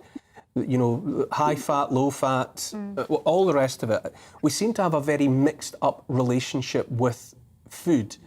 And alongside that, isn't it also the case that we need to get back to being, familiar with cooking? It's to get away, these ultra processed foods and all the rest of it. Surely, as well as shopping locally, you look after yourself and the environment. By buying in, throughout the week and learning how to cook simple food with just a few ingredients must also be an important contribution to a healthy diet. Yeah, it always surprises me as a dietitian how many cookery programs are on the telly, and sometimes how many actual recipe books we've got on our shelves. But the sad fact is that we look at the evidence, 50% of UK diets actually come from ultra-processed foods. And when we say ultra-processed, it means they're not made from simple ingredients. They often contain ingredients perhaps that we don't have in our kitchen cupboards. And these processed foods tend to be high in saturated fat, which is not good for our cholesterol levels. They tend to be high in sugars, and they tend to be high in calories. And we know as a nation we're eating too many of them. And just like you said, you can get back to basics, get your kind of cooking mojo back. A lot of people have lost it since lockdown. Go recipe surfing and find some simple recipes that use wholesome plant-based ingredients, and it's certainly a good way to go. Helen Bond, dietitian and nutritionist, such a fundamental subject. I think we are, as I say, strange relationship that we've developed with food, the rising epidemic of obesity and other conditions related to the food that we're eating. I think we all need to pay much, much more attention and in some respects just simplify. Thanks very much just now, Helen. Thank you. It is, isn't it? It's unavoidable, isn't it, that we are an increasingly unhealthy population. It's crazy. I mean, it's very much sort of first world problems. But yeah, we have been eating too much of the wrong things. And yet in this country, we have food deserts, essentially. I mean, they're called food deserts, where you have areas of such poverty that supermarkets won't go there. So you have people who only have access to essentially a corner shop with a few bits and pieces that you can get into in a corner shop. But genuine, healthy, fresh food is very hard to get there. I mean, it's ridiculous. In a first world country, yeah. It is astonishing. I have to move on, though. It's obviously a topic we could come back to, but time is not on our side. The twice delayed, due to the damn pandemic, of course, 50th anniversary of the Glastonbury Music Festival will go ahead later this month. 5 decades after the first gathering at Worthy Farm in Pilton, and called the Pilton Pop, Blues and Folk Festival, held the day after Jimi Hendrix died in London. This year's offering promises to be the grandest yet. Photographer Emma Stoner has pulled together an archive of crowd-sourced photographs and stories exploring the people's history of the Glastonbury Festival, and she joins me now. Thanks for joining us, Emma. Hi. Hello. Good to see you. A crowd-sourced archive. Just describe for me exactly what that is and how you went about pulling it together. Yeah, so it's basically, I put a call out for stories and pictures about Glastonbury Festival, and Firstly, I spoke to friends and people that I knew, and I put it on social media, and I got these amazing response, all these stories back, snapshots of the festival, stories from people who have got married at the festival, met their spouse there, people who were born at Glastonbury, and all sort of madness and mayhem, as you can imagine.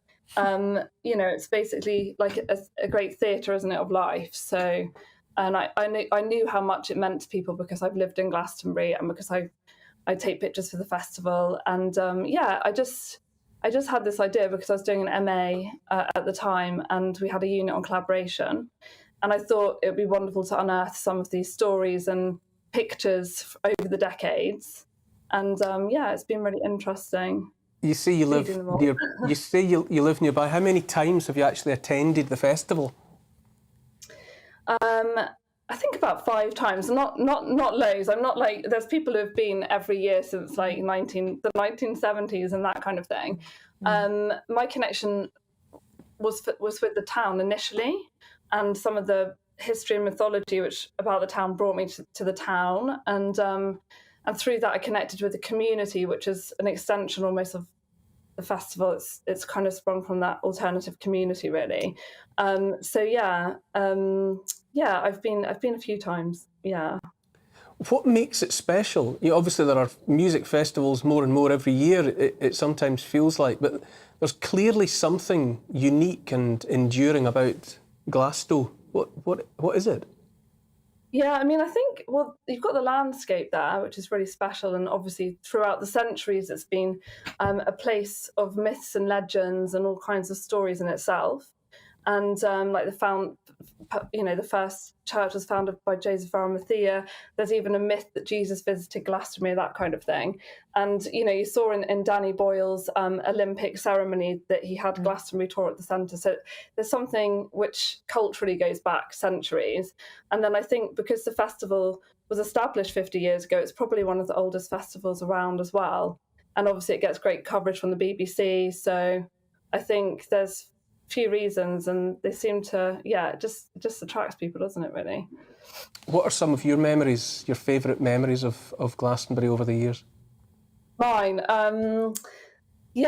so mine don't compare, as there are some amazing stories in there. My first Glastonbury was like a bit of a disaster story, actually, because I turned up, I wasn't prepared for the festival because I lived in the town. And I'd been to lots of small festivals, and so I turned up and I was a bit hungover. I wasn't prepared at all, and so that was a bit of a disaster story. Not a happy memory, but quite a funny story. I ended up with a fever on the Sunday, and but obviously I went back, and I had an amazing time in 2017 with my daughter, who was 2 at the time. That was lovely, walking around with her and seeing it from a child's perspective. And that was an amazing year. That was lovely. So. Emma, I have two guests with me in the studio that I'd like to open this out to. Laura, have you been an attendee at Glastonbury? I haven't been to Glastonbury, and I feel horribly like I've missed out. I'm dying to go to Glastonbury, but I was just laughing there listening to your guest talking about taking her daughter, because a few years ago I took my sons to a festival. I'm not going to name it and shame it because it's normally amazing, but it was beset by these disasters. There was a fire, they suspected listeria in the water and turned the water off, and then it was torrential. And while I was off doing something, my sons decided they'd had enough, and I get back to the tent and they'd packed it all up, and they were like, "We're going home." And it was raining so much we couldn't even get out the car park, and we had to have the car pushed out. You were taken away from a music festival by your teenage sons. That's an inversion of what is right. Quite often in our house, Neil, that's exactly the way it is. It's often an inversion of what is right. But now COVID's behind us, I feel desperate to get to a festival this summer. Must organise something last minute. And Jasmine, have you been a festival goer over the years? No, not at all. And looking at the pictures, which are fascinating, I'm realising again why I don't. I think not a single one pulls me in. I think, well, good for them. Good for them. I've got friends who love it, have been every year, and I just think, good on you. You stay there. I'll go where there's room service. That's my idea of a holiday. Oh no, but I've got to say, the photographs give me the opposite feeling. They do. I think, see the sunshine. I fancy a glass of local English cider and listen to the music. The photography's just sucked me in. I'm dying to go to a festival now. So well done. Gorgeous photos. Emma, I'll tell you my own story about Glastonbury, Emma. In 2011, I was there making a little documentary, a little insert actually, and it was all based around the legends of Glastonbury, the Tor, Arthur, all the rest. You know, all the stuff you would imagine. And it was cut together into something about 5 or 7 minutes long, and it was played during the coverage of Glastonbury Festival. It was actually played on the big. It was played on the big screen. It was played on the television coverage at the time. And once my little film was finished, came back to the announcers sitting beside the pyramid stage, and they queued up U2. So I have been the warm-up act, or this is how I tell it. I have been the warm-up act for U2 at Glastonbury, because they went from my face to Bono, which I'm very pleased about, or have been over the years. Do you think, Emma, that this 50th will be? Is it realistic that it can be the best and the biggest? I think there's a lot of expectation, isn't there? So, and a lot of it depends on the weather sometimes with this kind of thing. But I think because it's long awaited, people are going to have an amazing time because they've just been waiting for it for so long. And I think it'll be amazing. Yeah, just for everyone to be back there. And yeah, I think people will really enjoy being there after such a, strange time for everyone. Laura, I definitely think there's something about Glastonbury. I think have you visited the place? Oh, yeah, I love Glastonbury. It's really special. You visited the place? The area. Glastonbury, without a doubt, has magic. I mean, be as cynical as you like, but there is something around that Tor, there's something about that landscape, and I think it resonates with many people. I'm not cynical. I'm there for the magic of Glastonbury, definitely. Perhaps we need a GB News outing to Glastonbury. Take Laura to Glastonbury for the first time. Yes, indeed. I'm here for that. Why not? Why not? I also think you're absolutely right, Emma, that after the 2 years that we've had, we're looking at the Jubilee celebrations, people coming together, street parties, whatever pageantry they wanted to get involved with. And I think you're quite right. I think the 50th at Glastonbury has been delayed or cancelled twice. And it's so important for everyone's spiritual, emotional well-being to get these opportunities to gather en masse. We need each other. And to come together by the hundreds and by the thousands. Okay, it's like a benchmark for everything being okay, isn't it, almost, Glastonbury? People have referred to it like that throughout the pandemic. So I think if it all goes well, then, we can be positive about the future, really. Yes, positive about the future. That has to be the message to be put out there as often as possible. Emma Stoner, photographer and collator of this archive of Glastonbury pictures. Thank you very much for joining us this evening. Thank you. Cheers. Thanks a lot. Great stuff. After the break, we've seen some great outfits this Jubilee weekend from the royal family and all the people who've been enjoying the festivities around the country. But how has royal fashion evolved over the years?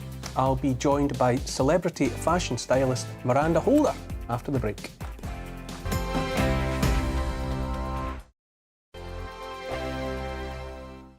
We are GB News. We're right across this great nation. On TV, on radio, on digital. Absolutely everywhere. We don't talk down to you. We embrace all voices. With honest and civilised conversation. We're not part of the establishment. We're one of you. And we're only getting started. Join us on GB News, The People's Channel. Britain's news channel. Every morning from 6 o'clock, we'll wake you up with GB News Breakfast with all the stories you didn't know from the night before. So whether it's serious news, entertainment, or your own views from all over our great nation, we're here to kick off your day with a smile. And the national media should be reflecting and reporting what's happening here. You will notice the northwestern accents. Whether you're with us on TV, radio, or online, every morning, it's breakfast from 6 a.m. Hope you can join us. Join us for Ministry of Offence, the comedy panel show that's just like the news, in that the left fights the right and it doesn't really seem to matter who wins. We cover the big stories. It was in fact a troop of baboons and not angry vegans. I like that. And the really important stories. Fat naked cow gets stuck in swimming pool. It's a headline in a lot of local newspapers. Yeah. We're on the same team, Nick. Yeah, but I'm just helping you. Join us for Ministry of Offence, Saturday nights, 8 o'clock on GB News.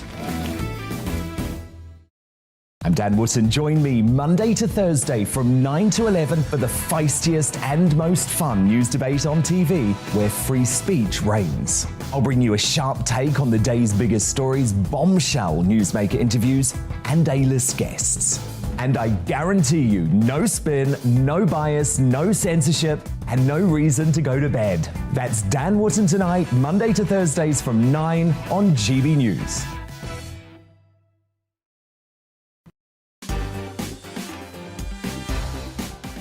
On Mark Dolan tonight, in The Big Question, are the press too hard on Meghan Markle? We'll put that to Meghan's former close friend, TV presenter Lizzie Cundy.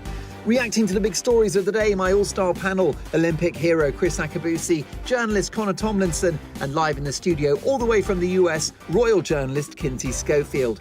And my Mark Meets guest is TV royalty fitness expert Diana Moran, talking about her modelling career and surviving cancer. And in my big opinion, loving this country should be taught in schools. See you at 9.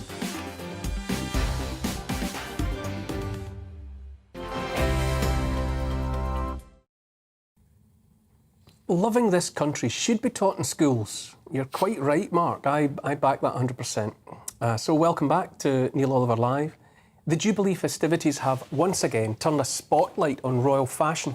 The scrutiny that falls in particular upon the women of the royal family is often off the scale. Every outfit picked over, its impact assessed.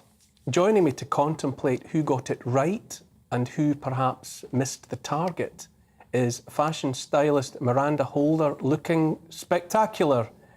Is that it had to be done, didn't it, Neil? It is the Jubilee after all. Cheers! I have a glass of champagne here. I've only got bubbly water, but cheers to you. Cheers! Is that a hat or is that a fascinator? You. Lovely to be on. Is that a hat? To the Queen's health. How many of those pims have you had? Yes, the hat had to be worn. It had to be done. It is, of course, royal etiquette anyway to wear a hat at the occasion of the Jubilee. It is a formal event.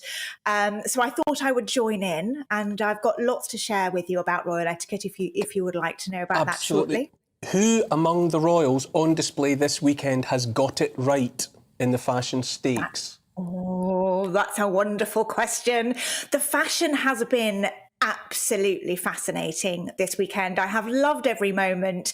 I think whether you love the royals or whether you're not a royal fan, you cannot deny that at state events such as this and wonderful celebrations, they really do know how to put on a show. And the last 3 days, it's been fabulous. We've got one day left. It's been full of pomp and circumstance and glittering splendour, and the outfits have been nothing short of fabulous, and I'm sure will grace many coffee table books for many, many years to come in memoriam. But there's a lot more as well that goes into this, these outfits than perhaps might meet the eye. There are always many subtle messages and lots of rich symbolism going back that at first you might not understand, but I'd be very happy to decode a little bit for you shortly. Two things I did notice is that the colour coordination between the royals in general is on the up. So this is something the Cambridges have been doing more and more. So Kate is often dressed in a block colour, and then William might be in a coordinating tie, and the children in different shades of the same colour. They did this time as expected, but this time they toned in with Her Majesty herself and Camilla also on the Thursday. They were all wearing shades of blue. And this is very much a show of unity from the royals, which I think is even more important at the moment, as they've had some quite tough times of late, let's be honest. And one other thing that I did note before I properly answer your question is that there was a lot more re-wearing, particularly on Thursday. Really interesting that the royals wore second time around outfits. Camilla was re-wearing an old outfit, Kate, and even little Prince Louis was wearing a gorgeous sailor's outfit that actually his father, Prince William, wore in 1985 at a previous trooping of the colour. So that was rather wonderful. Are those conscious decisions then? Is there a carefully choreographed attempt not just to look good, but to signal and to send messages. You know, you mentioned unity. So there's a bigger picture of which the individuals are part. Absolutely, Neil. Absolutely nothing is left to chance whatsoever. The leading sort of fashion royals, if you like, the Queen has Angela Kelly, her personal assistant and hairdresser that she works with very closely, and the lovely Catherine or Kate Middleton works with Natasha Archer, her stylist, very closely. Actually, Natasha Archer was recently invested with an award for her services, just to fashion for the royals in general, and she is doing a fabulous job. But these outfits will have been planned at least 18 months in advance. There is a huge amount of preparation that goes into it. The Queen herself is a fashion lover. She was spotted at Fashion Week herself on the front row next to none other than Anna Wintour back in, a few years ago now, giving her special prize away. She has the Queen Elizabeth Award for British Design, which is rather fabulous. And she likes to be involved in every single step of the way for the fashion. So it starts with the fabric. Angela Kelly will dip into the Buckingham Palace annals, where they keep all these fabulous fabrics that they are gifted on royal tours. Some of them are many, many years old and vintage themselves, and they'll select a fabric, and then Angela Kelly will do a design that is either approved or not approved by the Queen. And she has some very strong opinions on what she wears. She likes to do her own thing. And then it goes to the toile stage. So the outfit is put together in canvas as a sort of a mock-up. Then there are many, many fittings. And so on. And it takes a very long time to create this whole outfit and put it together. And then even the jewellery is a big consideration as well. And it's quite common, in particular for special events, for old pieces to be taken and remodelled, keeping the beautiful gemstones, but perhaps into something more appropriate or contemporary. Now, Miranda, my wife, a fashion journalist herself, tells me that the impact of Diana was enormous in the realm of royal fashion, and that she was transformational in the way that royal women that then presented themselves from that point on. Is that resonance from Diana still being felt? Oh, absolutely. I mean, Lady Diana, Princess Diana, she came in and she shook things up. She really did on the fashion front for the royal family. And actually, she threw the Queen's style into sharp contrast at the time. And the Queen was called frequently frumpy, both by visiting guests of honour and the media. But what's really interesting then is the Queen actually was quite comfortable with that. And she would often tell the designer that she worked with at the time a lot, Hardy Amos, that several outfits were too chic for her. So she didn't want to be too fashion forward. She wanted to be more timeless and classic. But Princess Diana, utter style icon. And we can still see the same silhouettes be recreated, or perhaps some other nods or homages to previous outfits that she has worn, recreated today. There's something very formal, obviously, about the way in which the women, all of them, but the women are expected to dress. And the formal attire, it can be a difficult look for especially the younger royal women to carry off successfully. It's a very, it can be an unforgiving look. Who do you think amongst the younger cast of characters was most successful in being formal, appropriate, but carrying it off with elan? You're right. It is very tricky. And I mean, for example, all of the royal women have their hemlines and necklines strictly checked before an outfit is enabled to be worn. So it obviously can't be too revealing. And that then it creates quite a limited repertoire of what you can interpret. I have to say, I think Catherine Middleton is getting it so spot on these days, every single time. She's got a great relationship with Natasha Archer, and together they've worked really hard.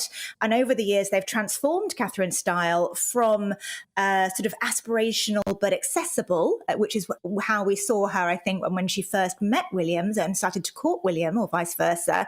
But these days, it's very notable how more refined and stately she's become, which is very befitting of course, her future role as the wife of the King of England. These outfits, you mentioned that some are repurposed, that you were seeing things that had been worn before and were being worn again, but that apart, will any of these items be preserved for posterity, catalogued? Yes. Because after all, they have been worn by significant people, the Queen-to-be and others, on the occasion of the 70th. Yeah, no, they will. So Angela Kelly and keeps a spreadsheet. It's actually known as the Wardrobe Diaries, and she collates the full information of every single outfit that's been worn by the Queen. She actually all gives them names as well. I don't know any examples of names, but I love to wonder what they might be, because I think that's just fascinating. But it helps sort of describing the personality of the look, and everything is logged from the trademark hat to obviously the dress coat and the coat underneath, to the trademark shoes that Her Majesty wears that are only 2 inches high, nothing more, to the brolly, and she has a bespoke umbrella for every single look, to the Lorna handbags.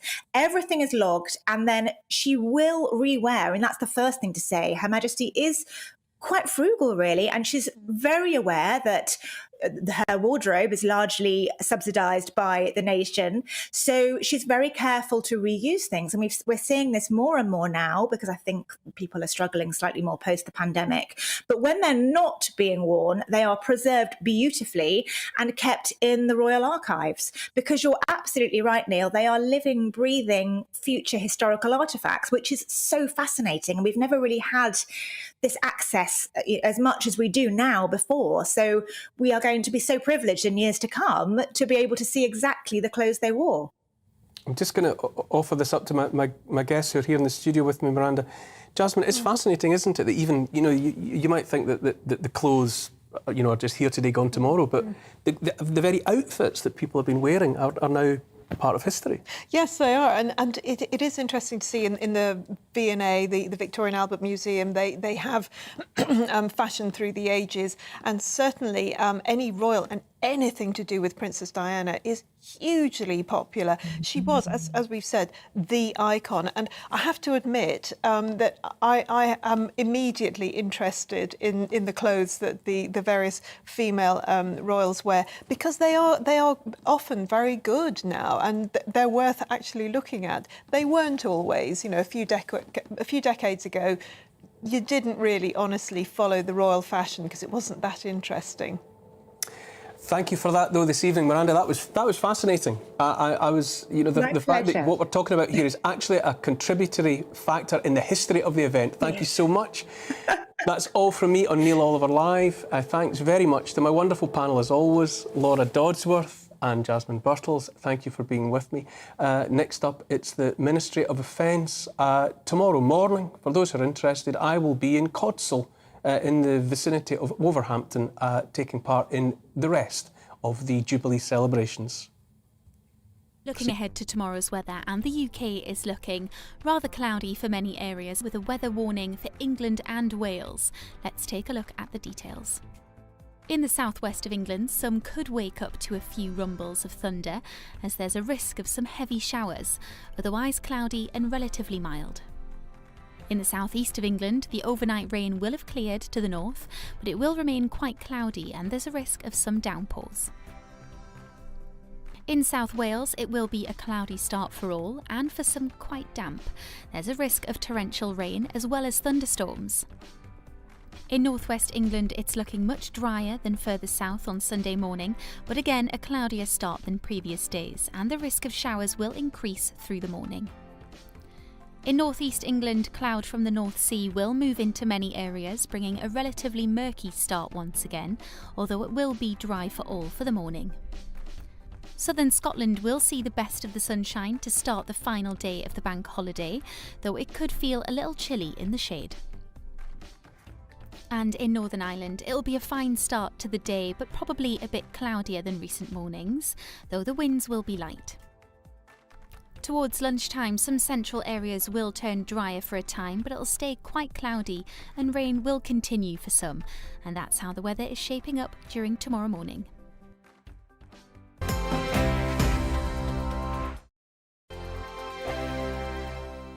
We are GB News. We're right across this great nation. On TV, on radio, on digital. Absolutely everywhere. We don't talk down to you. We embrace all voices.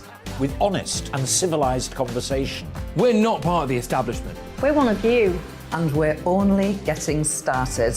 Join us on GB News, The People's Channel. Britain's news channel.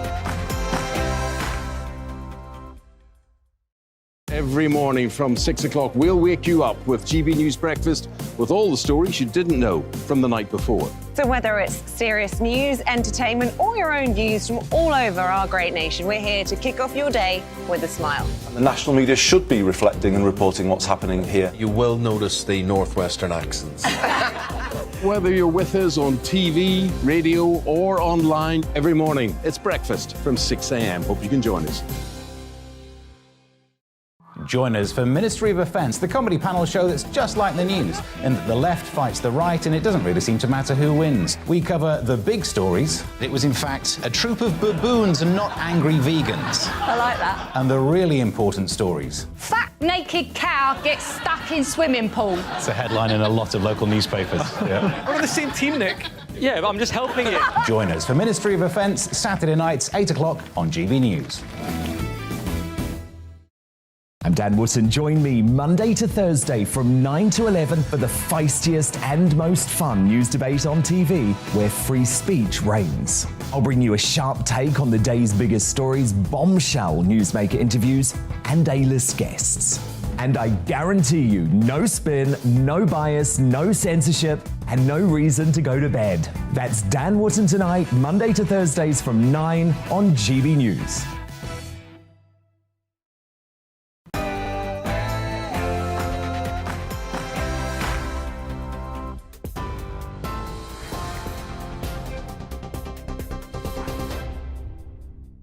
Hello there, you're watching GB News. I'm Bethany Elsey in the news.